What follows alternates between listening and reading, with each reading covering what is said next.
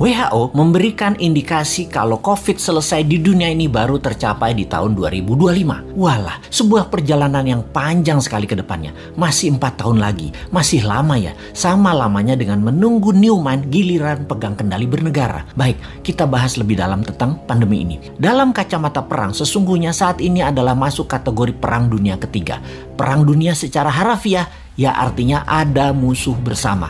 Musuh bersama saat ini adalah makhluk tak terlihat, makhluk kasat mata. Karena masuk kategori perang, maka pasti ada tumpah darah, ada casualties. Yang ujungnya ada yang menang, ada yang kalah. Karena masuk kategori perang, maka sesungguhnya strategi bernegara harus pakai war mode, strategi perang.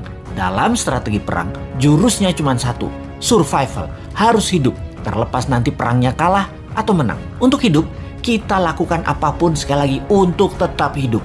Apalagi sebuah bangsa yang harus tetap hidup. Apalagi sebuah negara yang harus tetap hidup. Dan dalam mempertahankan kehidupan bangsa dan bernegara, yang unggul bukan hanya hidup, tetapi juga memenangkan peperangan.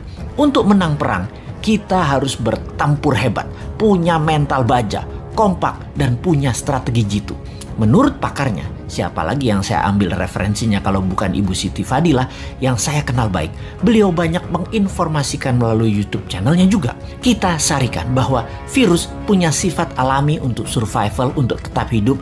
Biasanya punya 3 periode mutasi. Mencontoh Spanish flu di awal abad 20-an. Gelombang pertama, gelombang kedua, gelombang ketiga, virus bermutasi. Seperti bola dilepas dari tangan. Pantulan pertama lebih tinggi, pantulan kedua lebih rendah, dan pantulan ketiga terendah. Virus pertama kekuatannya terlemah, gelombang kedua mulai menguat, dan ketiga terkuat. Itu adalah hukum alam, dilihat dengan kacamata, disederhanakan. Lalu kita lihat strategi bernegara. Ada yang pakai vaksin solusinya, ada yang pakai imunitas, ada yang keduanya dikombinasi. Amerika di zaman Trump pakai cara yang terlihat kasar, yaitu membiarkan rakyatnya terpapar dengan cepat dengan niat agar herd immunity tercapai alami, juga dengan cepat karena yakin imunitas rakyat Amerika baik dan sistem kesehatan Amerika terbaik di dunia. Casualties atau korban perang di bawah 1,5% ternyata.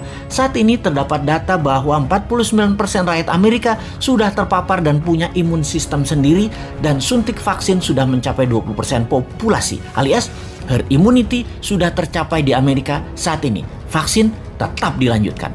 Prinsip kebijakan Gedung Putih ala Trump melawan Fauci dan WHO, namun membuahkan hasil positif sekarang. Penasehat Biological Warfare Gedung Putih menyarankan Trump waktu itu, strain gelombang pertama itu terlemah. Secepatnya saja disebar dan paparkan dengan tanpa mengikuti protokol WHO dan Fauci yang sepertinya mau menghambat agar Amerika rakyatnya maskeran dan strain gelombang pertama kenanya sedikit sehingga vaksin laku terjual setelahnya. Bahaya kalau gelombang pertama dibatasi atau ditahan. Keserang gelombang kedua, pertahanan imunitas masyarakatnya kurang.